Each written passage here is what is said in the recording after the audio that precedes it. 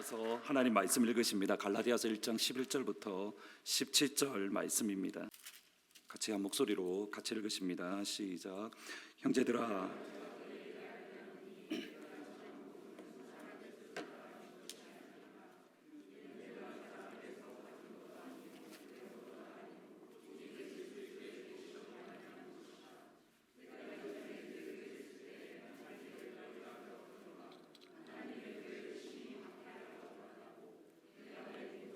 여러 영갑자들보다 유대교를 지나치게 믿어 내 조상의 전통에 대하여 더욱 열심히 있었으나 때로부터 나를 택정하시고 그의 은혜로 나를 부르시니가 그의 아들을 이방에 전하기 위하여 그를 내 속에 나타내시기를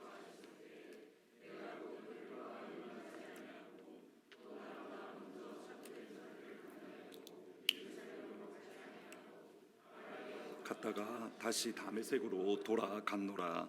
아멘. 제가 과일을 잘 먹지 않는데 그래도 사과를 한 번씩 먹고는 합니다. 사과를 먹을 때마다 생각나는 것 중에 하나가 아이작 뉴턴의 만류인력 법칙, 그러니까 중력의 법칙입니다. 1660년대의 중반에 뉴턴은 유럽 전역을 뒤덮었던 흑사병으로 학교가 휴교령을 내렸고, 그 당시에 한 조사에 의하면 유럽 인구의 3분의 1이 죽었다라는 그러한 이야기가 기록도 있습니다.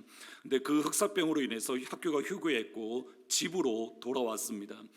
그러던 중에 사과가 떨어지는 것을 뉴턴이 보았는데 사과가 옆으로나 또는 위로 떨어지는 것이 아니라 항상 아래로 떨어지는 것이 뉴턴이 궁금했고, 그 궁금증에서 만류인력의 법칙, 그러니까 중력의 법칙을 발견을 했습니다. 뉴턴에게 사과가 떨어졌던 그 순간을 유레카라고 말을 하는데, 유레카는 헬라어로 I have found it, 내가 그것을 찾았다라는 뜻으로 뜻밖의 발견 또는 뜻밖의 발명을 했을 때에 외치는 감탄사입니다. 신학을 공부하는 가운데에 죄송한데 제 앞에 스크린도 조금 바꿔주시면 좋을 것 같습니다. 신학을 공부하는 가운데에 저에게 몇 번의 유레카 또는 뉴턴의 사과나무와 같은 그런 일화가 있었던 순간이 있습니다. 그 중에 하나가 지금 보시는 앨리스 교수님이 쓰신 Prophecy and Hermeneutics in Early Christianity, 초대 교회의 예언과 해석이라는 책을 읽었을 때입니다. 앨리스 교수님이 발표하셨던 논문을 모았던 책인데 첫 번째 논문이 뭐냐면 Paul and his co-workers, 바울과 그의 동력자라는 제목입니다. 사도행전과 바울이 쓴 13권의 편지를 보면 바울과 관련되어서 나오는 이름이 대략 100명 정도 되어집니다.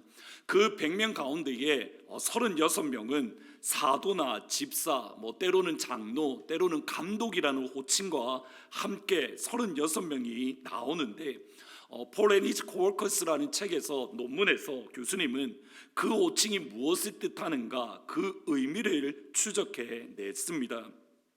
그 가운데 형제라는 의미, 아델포스라는 헬라어 단어를 설명하는데, 일반적으로 성경에 형제라는 단어가 나오면 예수 안에서의 한 가족됨을 표현을 합니다. 하나님을 아버지로, 우리는 그 아버지의 자녀인 형제, 자매이다, 가족됨을 표현을 하는데, 근데 이 형제라는 단어가 바울의 동력자와 관련되어서 나올 때에는 단순히 그리스도인이라는 의미를 뛰어넘어서 성교의 동력자라는 뜻을 가집니다. 그래서 이렇게 표현을 합니다. brothers, 아델포스, 형제라는 단어는 in Pauline letters, 바울의 편지에서 형제라는 단어는 refers colleagues in Christian mission, 기독교 선교에 있어서의 colleague, 동력자 또는 같이 일하는 일꾼들을 뜻한다라고 형제라는 단어를 이야기를 하는 겁니다. 그러니까 단순히 형제라는 단어가 바울의 동력자에게 사용되어질 때에는 그리스도인이다 하는 뜻이 아니라 예수님 안에서 바울에게 주었던 사역을, 미션을, 선교를 같이 감당하는 선교의 동력자를 뜻하는 겁니다. 비슷하게 요한계시록 22장 9절에 보시면 그가 내게 말하기를 나는 너와 내 형제 선지자들, your brothers the prophets, 너의 형제 곧 선지자들, 이게 동격이라고 표현을 합니다. 그러니까 형제 이꼴 선지자, 형제와 선지자를 동일한 개념으로 부르고 있습니다. 비슷하게 유대교 문헌에 보면 제사장과 레위인을 형제라는 단어로 사용을 합니다. 이것이 중요한 것은 오늘날 우리가 생각하는 형제라는 단어가 성경에 나와 있는 개념과 조금은 다르다라는 겁니다. 이것이 저에게 유레카, 사과, 나무였습니다. 성경에 나오는 단어들을 읽을 때에 그 의미, 그 개념, 그 뜻이 오늘날 우리가 당연하게 받아들이는 것과 바울이나 또는 성경에 나와 있을 때 그 의미가 다를 수 있다는 것을 처음으로 깨달았기 때문입니다. 장동선이라는 심리학자가 동영상 강의를 한 것을 재미있게 보았는데, 여러분 사과라는 단어를 들었을 때에 무엇을 떠올리십니까? 대부분 사과라고 하면 이것을 떠올립니다. 빨간색 사과. 여러분 혹시 목사님 저는 초록색 사과를 떠올렸습니다라고 하시는 분들도 계실 겁니다. 교수님에 의하면 매우 특이하신 분이라고 합니다. 일반적으로 사과, 한국 사람에게 사과라고 하면 빨간색 사과를 모두 다 떠올립니다. 근데 독일어로 동일하게 아펠이라고 하는데, 역시 아펠이라고 할 때에 사람들은 사과를 떠올립니다. 근데 미국 사람에게 애플이라는, 사과라는 애플이라는 말을 하면 이것을 떠올립니다. 스티브 잡스가 만들었던 아이폰이나 또는 맥북 같은 기계를 만든 컴퓨터 회사입니다. 한국에서도 사과라고 하고 미국에서도 사과라고 하고 똑같은 단어인데, 이 단어를 어디에서 사용하냐에 따라서 전혀 다른 이미지 또는 전혀 다른 사물을 뜻할 수 있는 겁니다. 성경이 그렇습니다. AD 49년에 바울이 편지를 받아서 읽는, 갈라디아서를 받아서 읽는 갈라디아 교회 성도들과 2023년에 살아가는 저와 여러분이 갈라디아서를 읽을 때의 그 의미, 그 뜻이 조금은 다를 수 있습니다. 제가 즐겨 읽는 학자 중에 N.T. 라이트라는 학자가 있는데, 그분이 쓰신 책 중에 What Saint Paul Really Said, 바울이 진짜 말한 것이 무엇인가라는 책이 있습니다. 바울은 1세기 당시에 유대인으로서 헬라와 그리고 로마의 문화권에 살았는데, 그 가운데서 바울이 말했던 것과 21세기를 살아가는 우리가 이해하는 것이 정확하게 똑같은가 똑같지 않은가, 여기에 대해서 교수님은, 특별히 최근의 학자들은 끊임없이 질문을 하고 있습니다. 이런 관점에서 저와 여러분이 종종 사용하는 은혜라는 단어도 바울이 쓴 또는 신약 성경에 기록하는 은혜, 그레이스라는 단어와 우리가 생각하는 은혜의 개념이 조금은 다를 수 있습니다. 바울은 자신이 선포한 복음만이 참된 복음임을, 자신이 선포한 복음 외에는 다른 복음이 없음을 강조합니다. 다른 어떤 누구라도, 심지어 하늘의 천사라도 내가 너에게 전한 복음 외에 다른 복음을 전하면 하나님의 저주가 임할 것이다, 그에게 심판이 있을 것이다 라고 바울이 저주를 합니다. 그리고 바울은 내가 너에게 전한 복음이 예수님의, 예수 그리스도의 복음, 예수님 팔레스타인에 있었던 예수님의 복음과 정확하게 똑같다는 것을 증명해 나가는데, 그것이 1장 11절부터 5장까지의 내용입니다. 먼저 3장부터 5장까지 바울은 내가 너에게 전한 복음과 예수님의 복음이 똑같다는 것을 어떻게 증명하냐면, 구약 성경을 인용해서 구약 성경에 이렇게 기록되었는데 그것이 의미하는 바는 이것이다, 그러니까 이론적으로 또는 신학적으로 증명합니다. 그 이론적 신학적 증명을 하기에 앞서서 바울이 내가 전한 복음이 진짜다 하는 것을 증명하는 바울의 방법은, 나는 복음을 만났습니다, 나는 복음을 경험했다라고 자신의 간증을 이야기를 합니다.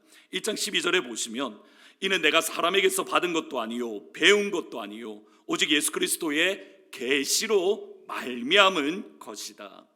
바울은 예수 그리스도의 계시로 나는 복음을 받았다라고 고백합니다. 바울이 예수 그리스도의 계시로 받은 그 복음은 하나님께서 바울 안에서 하나님의 아들 예수 그리스도를 만난 사건입니다. 다시 한번 12절 16절에 보시면 16절에서 바울이 이렇게 말합니다. 그의 아들을 이방에 전하기 위하여 그를 내 속에 나타내기를 기뻐하셨을 때에 내가 혈육과 의논하지 않았다. 여기 중요한 표현은 뭐냐면 그를 내 속에서 나타내기를 기뻐하셨을 때에 God was pleased to reveal His Son in me. 바울이 말할 때에 그가 하나님께서 예수 그리스도를 나에게 나타냈다라고 하지 않고 하나님이 예수 그리스도를 내 안에, 내 영혼에, 내 마음에 하나님의 아들이 나타나셨다. 이것을 바울이 어떻게 이해를 하는가 하면 하나님께서 예수 그리스도를 내 안에 나타내심에 나의 속사람의 완전한 변화가 일어났다라고 고백을 합니다. 하나님의 아들 예수 그리스도가 나타났다는 것은 바울의 속사람의 변화, 바울의 영혼의 변화인데 그것을 바울은 갈라디아서 2장 20절에서 이렇게 고백을 합니다. 다시 한번 닫아주시면, 저로 스크린을 바꿔주시면 같이 외워보도록 하겠습니다. 지난 주일날 일부 예배 때도 말씀드렸는데 저는 저희 교회 성도님들이 대답을 이렇게 잘하시는 줄 처음 알았습니다. 특별히 일부 예배 때 시편 23편을 교수님이 외우는데 다 같이 외우시는 겁니다. 제가 그때 얼마나 놀랐던지. 여러분을 향한 저의 기대가 이 정도입니다. 적어도 갈라디아 2장 20절은 외울 거다라는 기대를 가지고 있습니다. 아멘. 벌써부터 책 넘어가는 소리가 들리시죠? 갈라디아서 2장 20절 같이 외워보도록 하겠습니다. 시작.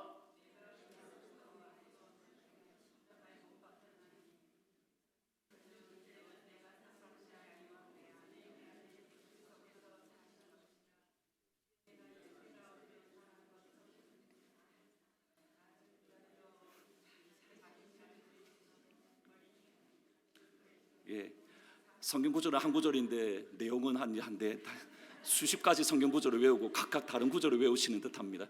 갈라디아서 2장 20절 같이 한번 파워포인트 열어주시면 같이 있습니다. 시작. 내가 그리스도와 함께 십자가에 못 박혔나니 그런즉 이제 내가 사는 것이 아니요 오직 내 안에 그리스도께서 사시는 것이라. 이제 내가 육체 가운데 사는 것은 나를 사랑하사 나를 위하여 자기 자신을 버리신 하나님의 아들을 믿는 믿음 안에서 사는 것이라. 아멘. 이번 주 코아 모임 하실 때 꼭 이 구절을 외우시기를 축복합니다.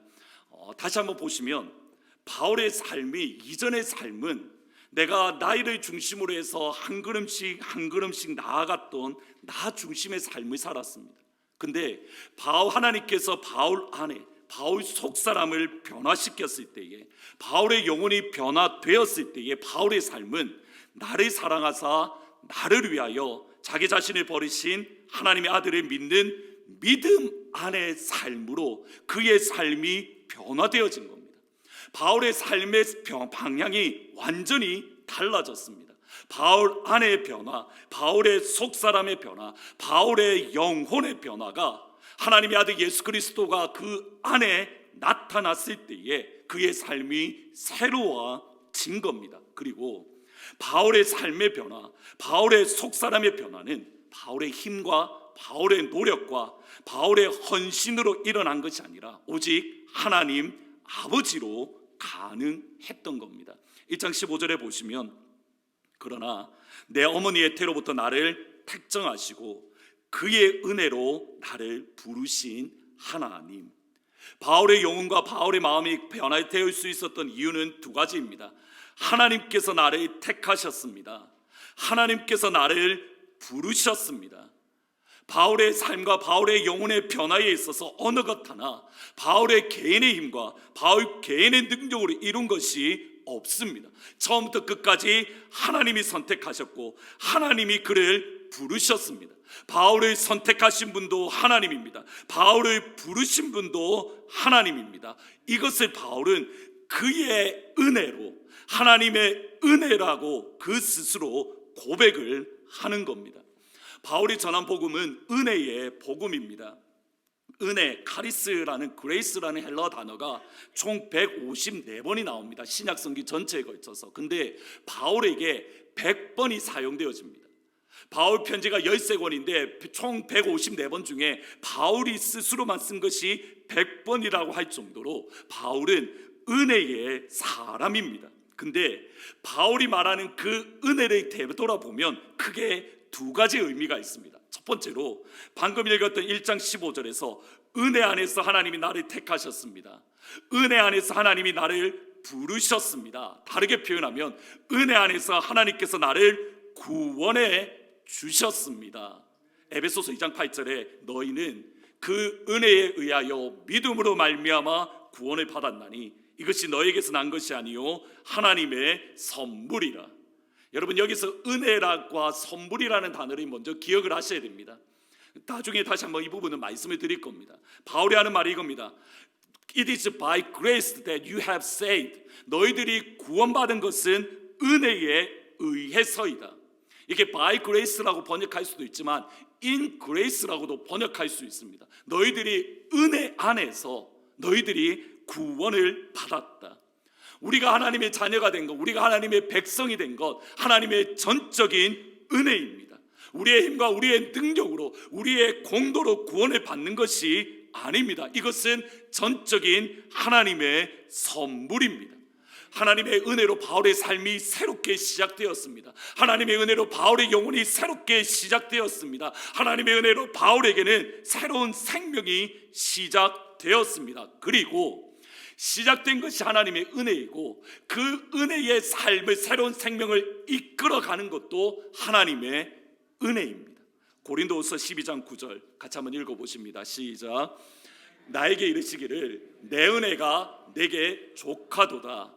이는 내 능력이 약한 데서 온전하여짐이라. 그러므로 도리어 크게 기뻐함으로 나의 여러 약한 것들에 대하여 자랑하리니 이는 그리스도의 능력이 내게 머물게 하려 함이라. 아멘. 내가 구원받은 것도 하나님의 은혜입니다. 내가 지금 이 순간에 살아가는 것도 하나님의 은혜입니다. 내 은혜가 내게 족하도다. 약한 데서 나의 능력이 강하게 됨이니라. 우리의 구원과 관련해서만 은혜가 필요한 게 아닙니다. 내가 예수를 믿는 첫 시간에만 하나님의 은혜가 필요한 게 아닙니다. 지금 이 순간에도 우리의 삶의 구석구석에, 우리 삶의 모든 시간들마다, 우리의 삶의 모든 장소에서 하나님의 은혜가 필요합니다. 오늘 아침에 일어나서 숨을 쉬며 오늘을 살아가는 것, 하나님의 은혜입니다. 주일날 우리가 함께 나와 예배드리고 찬양하고 기도하는 것, 하나님 아버지의 은혜입니다. 그러게 우리는 찬양을 이렇게 고백합니다. 내가 누려왔던 모든 것들, 내가 지나왔던 모든 시간들, 내가 걸어왔던 모든 순간들이 당연한 것 아니라 은혜입니다. 아침 해가 뜨고 저녁 노을, 봄의 꽃향기와 가을의 열매, 변하는 계절의 모든 시간, 모든 순간순간들이 당연한 것 아니라 아버지의 은혜입니다. 모든 것이 은혜, 은혜, 한없는 은혜. 내 삶에 당연한 것 하나도 없었던 것은 모든 것이 은혜입니다. 제가 이 가사 중에 참 좋아하는 게 이겁니다. 내 삶에 당연한 것 하나도 없었습니다. 구원받은 것도 내 힘이 아니고 지금 이 자리에 서 있는 것도 당연한 게 아니고 모든 것이 아버지의 은혜입니다. 우리 2절 같이 찬양하며 나갑니다. 내가 이 땅에 태어나 사는 것, 내가 이 땅에 태어나 사는 것, 어린아이 시절과 지금까지 숨을 쉬며 살며 꿈을 꾸는 삶, 당연한 것 아니라 은혜였소. 하나님의 자녀로 살아가며 내가 하나님의 자녀로 살며 오늘 이 시간 찬양하고 예배하는 삶, 복음을 전할 수 있는 모든 축복이, 복음을 전할 수 있는 축복이 당연한 것 아니라 모든 것이 은혜입니다. 모든 것이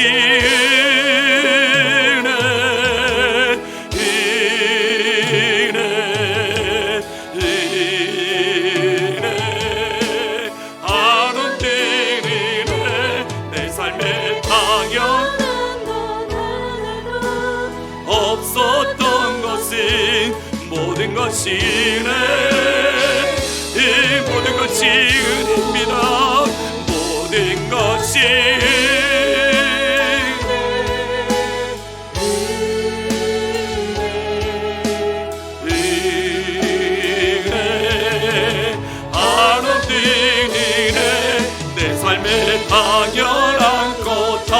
하나도 다시 한 번 더 마지막으로 고백하며 나아갑니다. 내가 이 땅에서 태어나 사는 모든 순간들 모든 것이 은혜, 모든 것이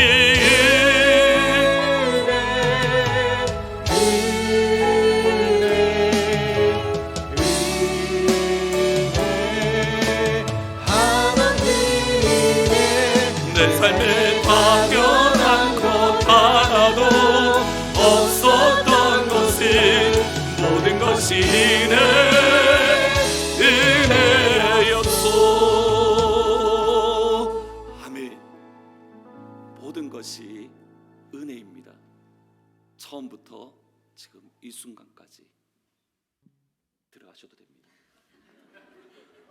1부가 끝났습니다. 이제 2부를 하면 됩니다. 제가 사실은 깜빡 잊고 제가 목소리가 잠겨서 같이 불러달라고 했습니다. 두 번째로 다시 우리가 고민을 해야 됩니다. 구원받은 것도 은혜이고 지금 이 순간에 살아가는 것도 하나님의 은혜입니다.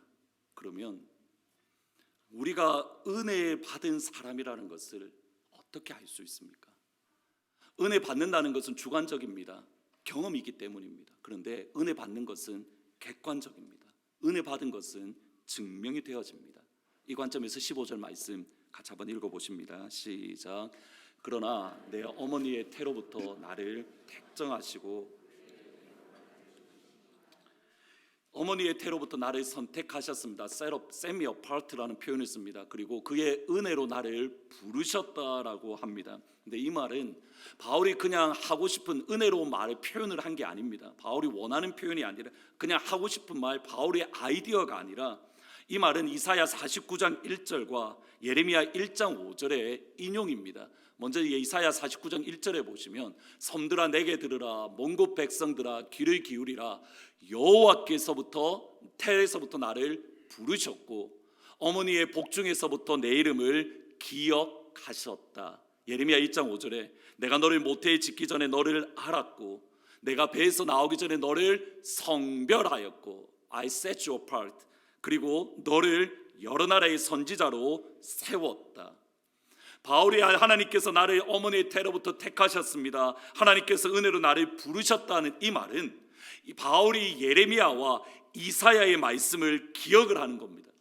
근데 예레미야와 이사야의 말씀에는 두 가지 공통점이 있습니다. 첫 번째로는 어머니의 태에서부터 선지자로 하나님께서 나를 예정하셨습니다. 어머니의 태에서부터 하나님께서 나를 선지자로 부르셨습니다.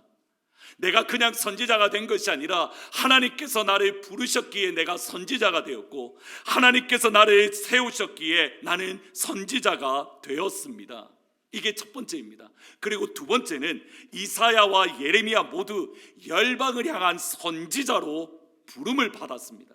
이사야 49장 1절에 다시 한번 보시면 첫 말이 이겁니다. 섬들아 내게 들어라, 먼 곳의 백성들아 귀를 기울이라. Listen this, you distant nations. 먼 나라에 있는 백성들아 내 말을 들으라. 이방인을 향하여 선지자로 부름을 받았다.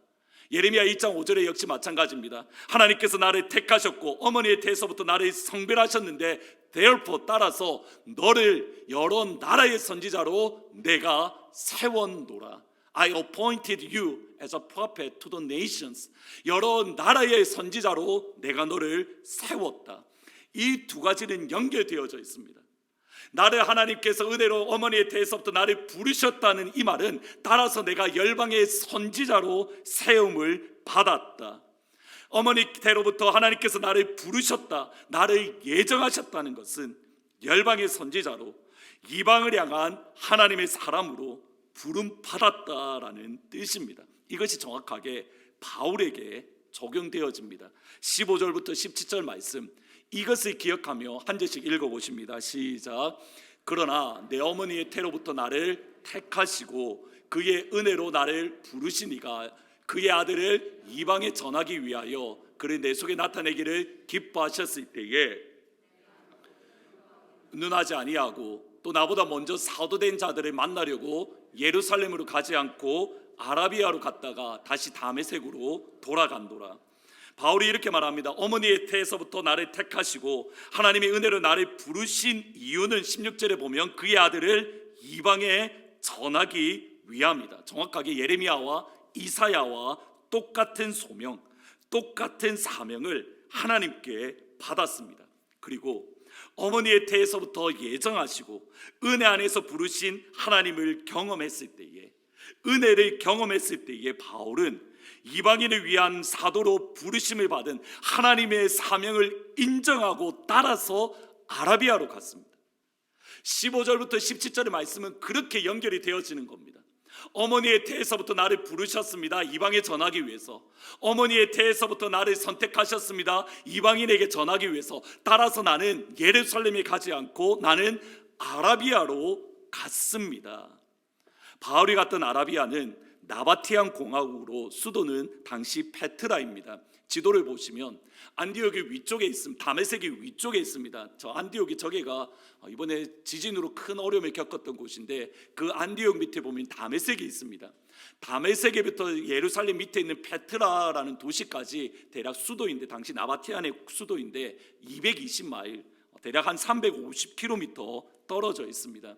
여러분, 페트라라고 하면 여러분 모르실 건데 사진을 보면 그곳이라고 아실 겁니다. 인디아나 존스 3편의 영화 찍었던 곳입니다. 한 장 더 넘겨주시면 이렇게 돌산으로 되어 있는데 그것을 이렇게 파서 건물을 짓고 그곳에서 생활했던 곳이 다름 아닌 페트라라는 도시입니다.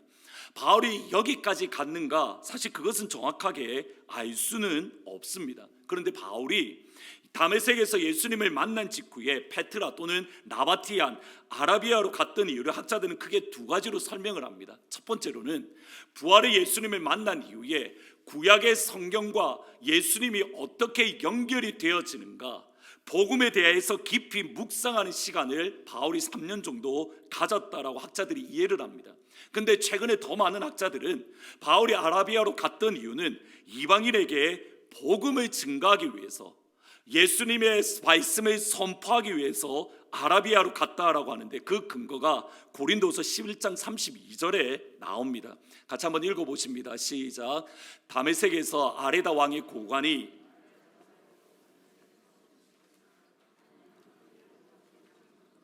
성벽에 내려가 그 손에 벗어났다. 여기에 다메섹에서 아레다 왕이라고 나오는데, 이 아레다 왕이 한 장 더 넘겨주시면 이 사람입니다. 이 사람이 그 나바티안, 그러니까 아라비아 곧 나바티안 공화국의 왕국에 있는 왕인데, 이 사람이 BC 9년부터 AD 40년까지 아까 말 보았던 페트라라는 도시에서 왕으로 통치했던 사람입니다. 바울이 뜬금없이 아라비아 왕에게 핍박을 받은 게 아닙니다. 아라비아에서 예수님의 복음을 증거했고, 그것으로 인해서 페트라 도시가 스털업, 대단히 소동이 일어났고, 그로 인해서 핍박과 박해를 받은 겁니다.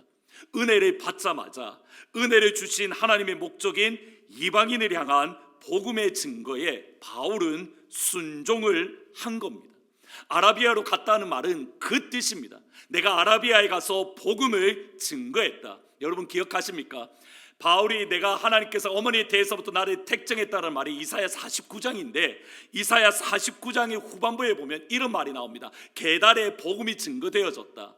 김세영 교수님은 이 계달이 다름 아닌 페트라, 아라비아다라고 이야기를 하는 겁니다.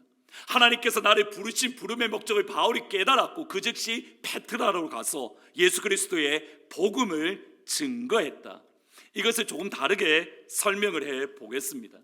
바울 당시에 시대적 문화는, 이것은 유대인이나 또는 헬라인이나 또는 로마인이나 비슷한 문화인데, 누군가에게 은혜를 받았다. 이 당시 은혜를 받다, 그레이스 카리스라는 말인데, 은혜를 받는다는 것은 선물을 받는다는 것과 똑같은 말입니다.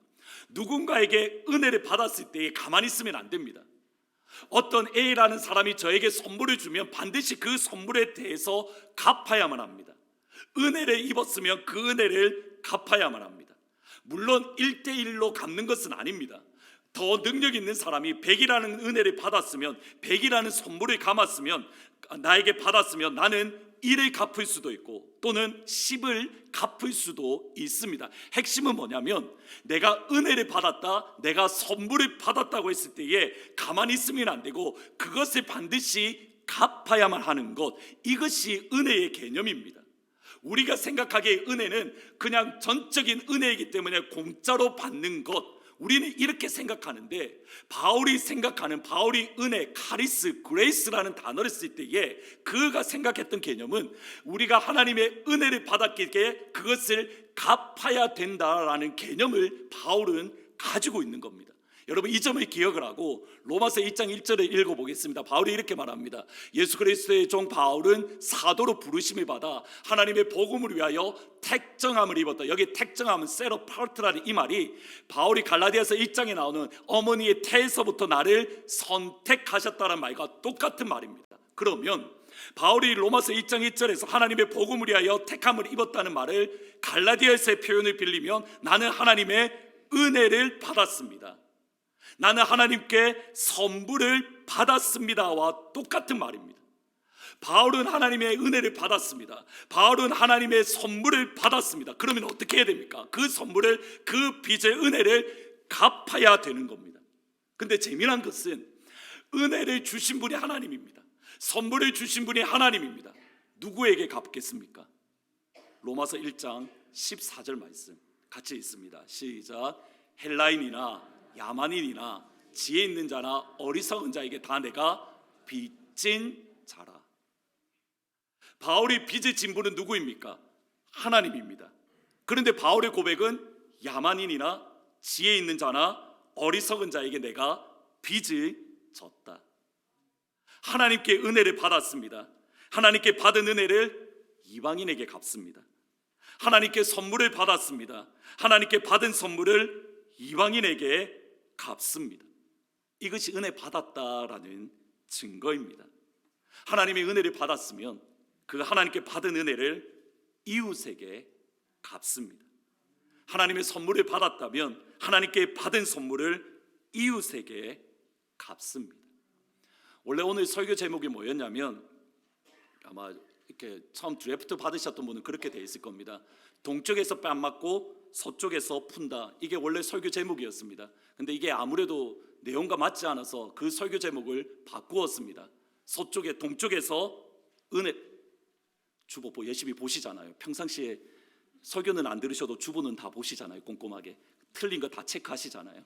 뭐라고 되어 있죠? 동쪽에서 은혜 받고 서쪽에서 푼다, 갚는다. 이게 은혜 받은 사람의 모습입니다. 우리가 하나님의 은혜를 받았다면, 우리가 하나님의 선물을 받았다면 동쪽에서 은혜를 받고 그것을 푸는 것은 이웃에게, 이방인에게, 예수 그리스도를 모르는 성도에게, 사람들에게. 이것이 그리스도인이고 이것이 은혜 받은 성도이며 하나님의 선물을 경험한 제자의 모습입니다. 에즈베리 부흥에 대해서 여러 가지 영상들이 있습니다. 그 중에 총신대학원에서 설교학 교수님으로 사역하시다가 지금 워싱턴 중앙장로교회에 목회하시는 유흥렬 목사님이 에즈베리를 방문을 해서 여러 가지 동영상을 2번 정도 찍으셨는데, 최근에 올라온 영상 중에 에즈베리 대학교의 총장이신 닥터 테넌트와 인터뷰하신 영상이 주중에 보았습니다. 그 영상을 편집을 했는데 한번 같이 보고 Revival of Asbury. It happened several times. We can really seldom, hardly see in any other university or seminary, but is there any reason why it happens so often here, sir? We don't know. I think it's something to do with, I think in part, the fact that both Asbury University and the seminary are both committed to not simply being educational institutions, but also the life formation. It's part of our mission statement. And so from the very beginning, students are called into life of holiness. We have a lot of emphasis on prayer.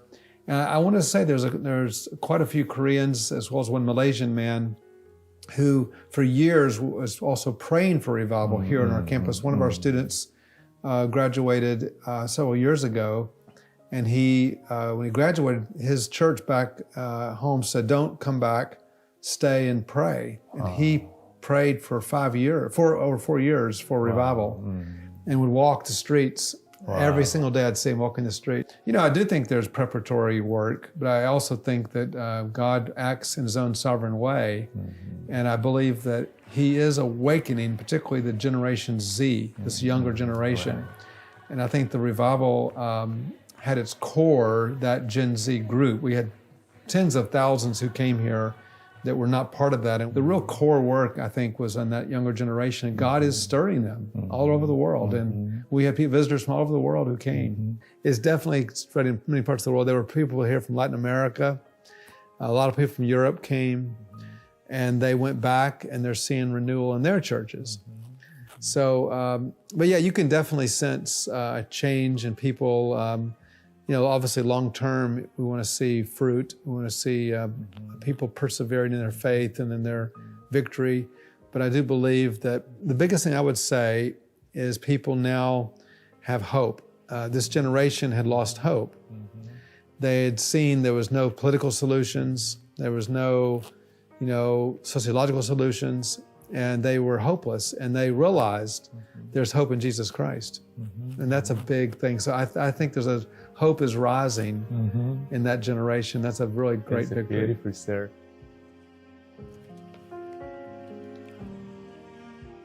저희 영상을 보고 저는 사실 좀 많은 충격과 많은 생각들을 가지게 되었습니다. 에즈벨의 부흥운동이 그냥 하루아침에 일어난 게 아니구나라는, 특별히 여러분 총장님의 고백 가운데에 말레이시아에서 오신 한 성도님이 학교 부흥을 위해서 수년 동안 기도했다. 여러분 그분이 가지고 있던 이렇게 플랜카드 보셨습니까? 작년 10월 8일 9일 아마 그 어간이었던 것 같은데, 한쪽에는 Awakening Revival, 그리고 저녁에 미팅이 있다. 말레이시아에서 저와 여러분, 저도 한 번도 가보지 못한 켄터키 그 조그마한 시골에 가서 그곳을 위해서 기도하고 있는 말레이시아에서 온 기도하는 성도들. 에즈벨의 졸업생 가운데에 졸업한 이후에 그의 모교회로 가서 이제는 사역을 할, 여러분 이게 저는 신대원 졸업을 했을 때에 빨리 목회 교회 가서 목회하고 싶다, 그 마음이 정말 가득합니다. 모든 신학생들이 공통적으로 하는 고백입니다. 근데 이제 목회를 해야 되는 그 시점에 목회지로 돌아가는 것이 아니라 학교에 여전히 남아서 1, 2년 한두 달이 아니라 4년 내지 5년 동안 그 학교 이곳저곳을 걸어다니면서 여러분 기도했다. 하루 이틀이 아니라 4년 5년. 여러분 그 말은 제가 지금 담임 목회를 지금 7년째 하고 있는데 그 기간 동안 그 길을 걸어 다니면서 기도했다라는 뜻입니다. 제가 아무것도 하지 않고 지금 여기에 교회만 걸어 다니면서 기도했다라는 말입니다. 여러분 제 마음이 어떠하겠습니까? 제가 더 충격을 받았던 것은 그 교회입니다. 교회에서 잘 서포트해서 이제 좋은 목사님으로 세웠습니다. 이제 그 목사님이 교회로 돌아가서 이제 같이 사역을 하는 이제 새로운 영광의 꿈을 꾸는 그 시점 가운데에 교회에서 기도하면서, 아닙니다, 당신은 우리 교회 오지 말고 그 자리에 남아서 그 학교를 위해서 기도하십시오. 저는 교회가 더 대단하다고 생각됩니다. 여러분 교회가 그 전도사님에게, 목사님에게 남아있으라고 말할 때에 그냥 남아있으라고 말했겠습니까? 4, 5년 동안 그가 생활해야 될 생활비를 책임지지 않았겠습니까? 후원하지 않았겠습니까? 우리와 전혀 상관이 없는데 그 학교의 부흥을 위해서 당신은 남아서 그곳을 위해서 기도하십시오. 하루아침에 부흥이 일어난 게 아니라는 겁니다. 하나님의 은혜를 받은 누군가가 그 은혜의 빚을 갚고 있습니다. 말레이시아에서 미국 땅 이곳에 와서 그 빚을 갚고 있습니다. 하나님이 내게 주신 은혜가 감사해서. 신학생으로서 하나님께서 그의 부르심에 따라서 어떤 면에서는 그의 커리어를 위해서 목회를 해야 되는 그 시점 가운데에 그거 다 내려놓고 아무것도 하지 않고 학교를 돌아다니면서 하나님 이곳을 부흥시켜 달라고 기도했던 한 사람이 있습니다. 우리 교회에 와서 사역에 도움이 되고 사역을 하는 게 아니라 우리가 안 할 테니, 우리가 그 부분을 감당할 테니 당신은 그곳에 남아서 학교를 위해서 기도하십시오. 은혜 받았던 교회가 있고 그 은혜를 서쪽에 풀고 있습니다. 닥터 테넌트 총장님이 마지막에 강조하셨던 것, 사실 그것이 저의 마음을 가장 크게 뛰게 만들었던 내용입니다. 소망을 잃은 젊은 세대들 가운데에 지금 다시 한번 예수 안에 소망이 있고 예수 안에서 소망을 품고 내일을 살아가는 젊은이들이 지금 일어나고 있습니다. 기억하십니까? 부흥이 열방 가운데 번져가고 있다. 여러분 정말 놀라운 게 에즈벨의 부흥이 2월 중순에 일어났는데 그 부흥이 일어났던 그 시점을 중심으로 해서 여기저기서 선교지에서 들리는 소식들은 뭐냐면 하나님의 사람들이 모여서 하나님을 예배하고 찬양하고 갑자기 하나님의 향한 부흥의 일들이 일어나고 있다는 소식이 곳곳에서 열립니다. 여러분, 다른 누군가의 부흥 이야기가 아니라 이제는 우리의 부흥 이야기가 되어야 되고, 다른 누군가의 대학의 제너레이션 Z라고 말하는 그들의 부흥 이야기가 아니라 저와 여러분의 자녀들의 부흥의 이야기가 되어야 돼요.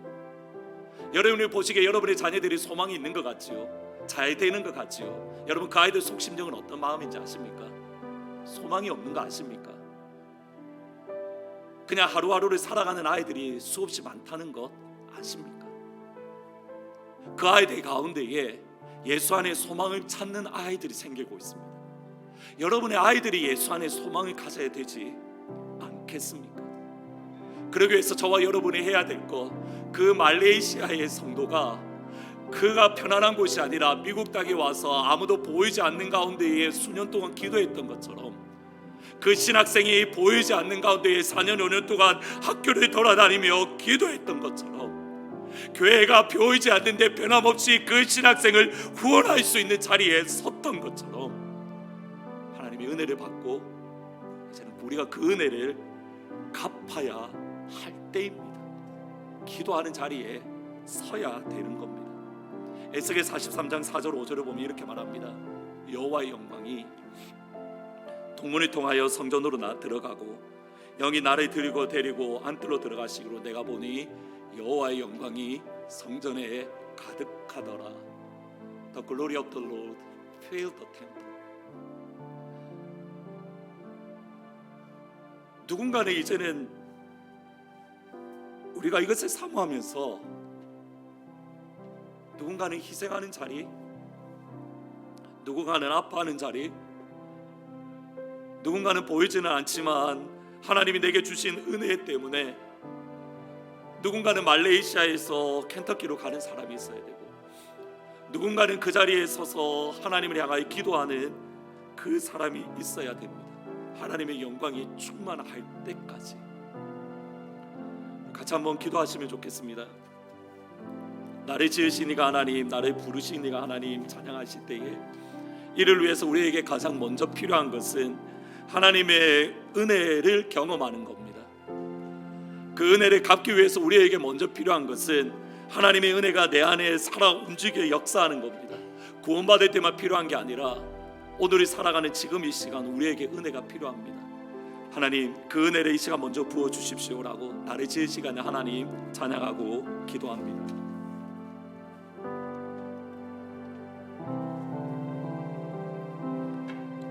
나를 지으신 이가 하나님, 나를 지으신 이가 하나님, 나를 부르신 이가 하나님, 나를 보내신 이도 하나님,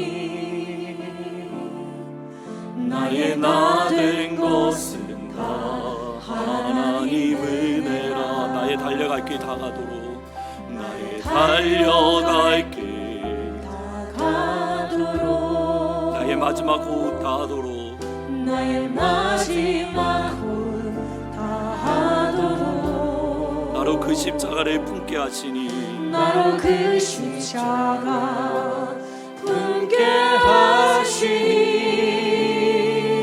나의 나 된 것은 다 하나님 은혜라. 한량없는 은혜, 갚을 길 없는 은혜, 내 삶을 애워 사는 하나님의 은혜,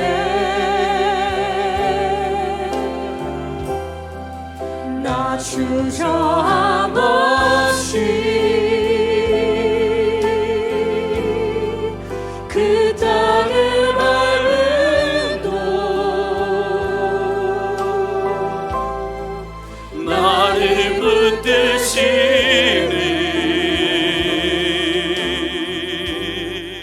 하나님의 한량없는 은혜, 갚을 길 없는 은혜, 나의 삶을 에워싸는 아버지의 은혜, 한량없는 은혜, 갚을 길 없는 은혜, 내 삶을 에워싸는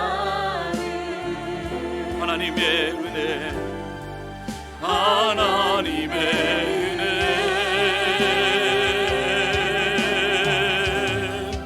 나 주저없이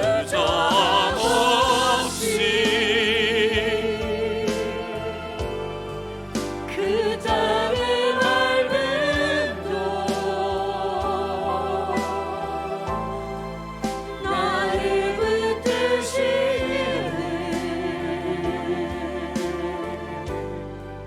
하나님의 기도하실 때에 여러분 손을 가슴에 얹고 하나님 오늘 은혜가 필요합니다라고 같이 기도하면 좋겠습니다. 다른 무엇이 아니라 은혜를 갚기 위해서는 먼저 은혜를 경험해야 되는데 한량없는 은혜, 갚을 길 없는 은혜, 우리의 삶을 에워싸는 그 아버지의 은혜, 하나님 그 하나님의 은혜가 내 안에 흘러 넘쳐날 수 있도록 그냥 찰랑찰랑거리는 수준이 아니라 하나님 그 은혜를 내 영혼 가운데 충만하게 채워주십시오라고 오늘 한 이 시간 예수님으로만 채워지고 예수님으로만 가득한 그 시간 그 영광을 허락해 주십시오라고 오늘 기도하고 예배하는 가운데에 우리의 상한 심령을 하나님 치료하여 주시고 우리의 상한 영혼을 회복케 하여 주시며 우리의 연약한 육체도 치료하여 주시고 내 은혜가 내게 족하다라는 그 주님의 음성을 듣는 그런 귀한 시간이 되기를 원합니다. 하나님 은혜 주십시오라고 구원받을 때만 필요한 것이 아니라 우리의 삶 속에 은혜가 필요한데 그 은혜를 부어달라고 다 같이 잠시 기도하시며 나아갑니다. 기도합니다. 하나님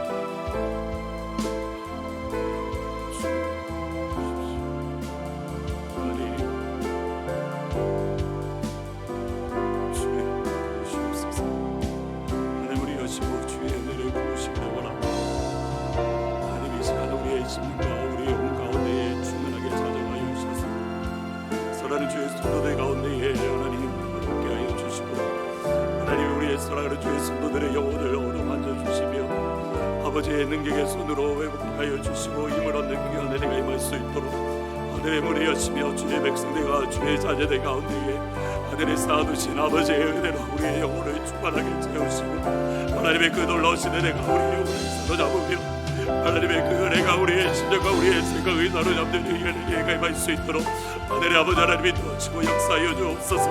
하나님의 은혜로 우리의 삶을 감싸주시기를 원합니다. 하나님의 은혜로 우리의 영혼을 온전히 감싸주기를 원합니다.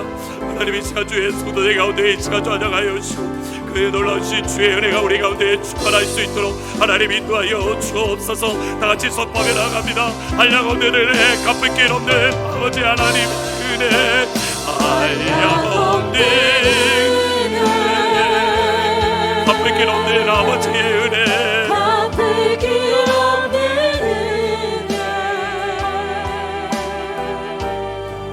내 삶을 에워싸는 아버지의 은혜,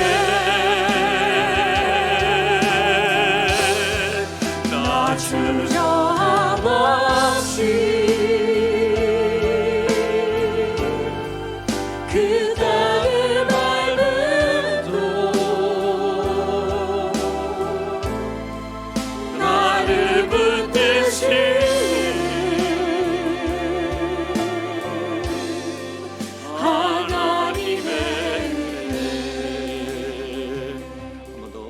시간이 갔지만 한 번 더 기도할 것은 우리가 은혜를 받았기에 이제 그 은혜를 갚는 자리에 서게 해주십시오라고 하나님이 여러분을 각자 부르신 부름의 자리가 있을 겁니다. 누군가에게는 아라비아로 가라고 하는 사람도 있을 것이고 누군가에게는 말레이시아에서 켄터키의 그 시골로 가라고 하는 분들도 있을 것이고 여러분을 부르신 부름의 자리에서 하나님 은혜를 갚는 하나님께 은혜 받고 그 은혜를 갚는 자리에 서게 해주십시오라고 여러분에게 이방인이 누구이고 여러분에게 야만인은 누구이며 여러분에게 지혜 있는 자는 누구입니까? 여러분 그들에게 은혜를 갚는 그 자리에 서게 해주십시오라고 위해서 기도해 주시고 더불어서 계속적으로 6한의 아이들과 또 유알트와 또 센츄럴과 웨슬레안과 우리 근처에 있는 학교를 위해서 또 여러분의 자녀들이 다니는 학교를 위해서 또 여러분의 자녀들을 위해서 하나님 그 부흥을 갚는 그 은혜를 갚는 그 자리에 서게 해주셔서 여러분이 말레이시아의 그 한 사람이 되기를 축원합니다.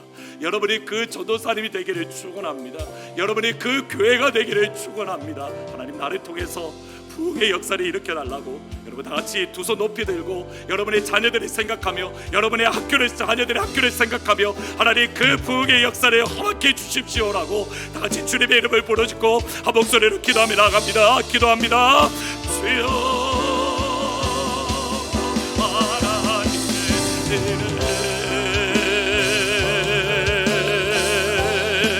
나 주저 없이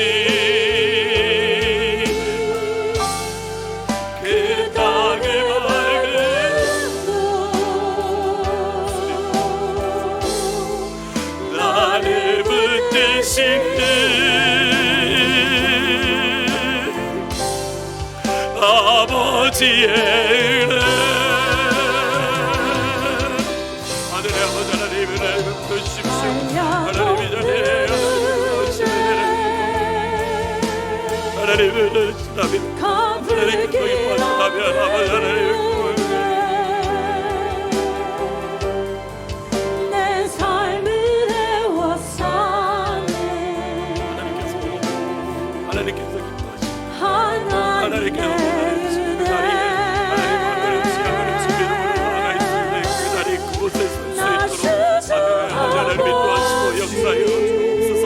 하나님 우리가 바울이 되기를 원합니다. 하나님 우리가 말레이시아의 그 안수가 되기를 원합니다. 하나님 우리가 에스베리의 그 신학생이 되기를 원합니다. 하나님 우리를 부르신 부름의 자리에서 하나님 그 은혜 보이지 않더라도 하나님 뵙기도 하며 간구하며 하나님 은혜를 주실 때까지 하나님이 부흥을 주실 때까지 기도하며 나아가기를 원합니다. 한량 없는 은혜 갚을 길 없는 은혜 한량 없는 은혜 갚을 길 없는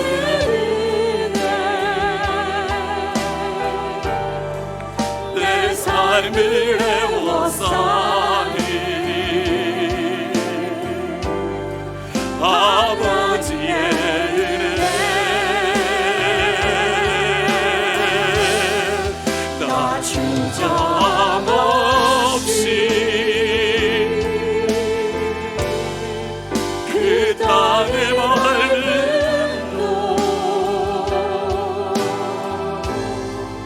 나를 붙드시는 하나님의 은혜 하나님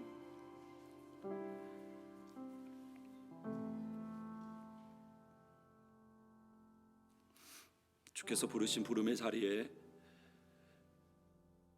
주께서 가라고 하시는 그곳에 주께서 서라고 하는 그 자리에 하나님 우리가 나아갑니다.